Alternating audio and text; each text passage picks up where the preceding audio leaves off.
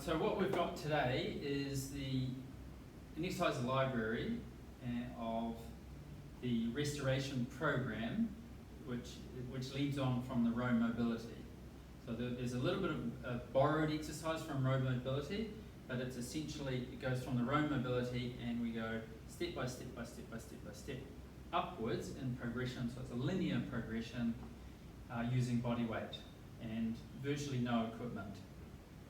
So if it's body weight, we take away all the barriers of exercise, we take away the barriers of gym membership,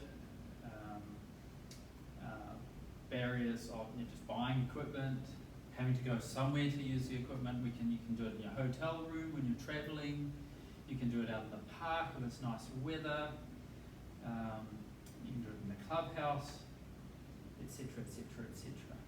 Now, it's part of the restoration program of the larger life program and the larger Rome wheel, and the level that we're working at is from the movement to just before bodyweight ninja, or we might start at the very, very last phase. We start to introduce the bodyweight ninja, but mostly we're concentrating on the movement pattern, flexibility, stability, and posture.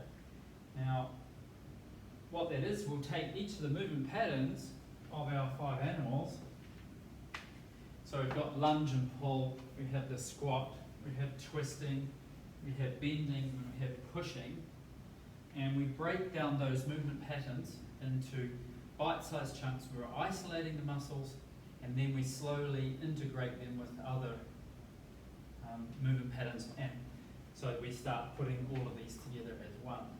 And as they come together as one, we start to move towards that bodyweight ninja. But what we're doing is in small steps over time. Now the time, you could write a program could be 4 weeks long, and you do the same program 3 times a week for 4 weeks long, or which has its difficulties because so many people, everyone's got a unique fingerprint, so everyone's got a unique circumstance, abilities, conditions, ambitions. So they're going to progress at different levels, at different speeds. So if we have sort of a loose parameter of time, but more on ability and competency, the trainer can then make a decision when to move them up. I.e., if you see someone doing the form perfectly, then sooner or later they're going to get a little bit bored and the motivation's going to drop off, or they just their adaptation, they're going to start no longer adapting. So at that point where it starts to flick here, that's when you change the level. So this is why we're presenting an exercise library of probably round about between 1 and 3 or 1 and even 7 different steps depending on the movement pattern and how we combine the movement patterns.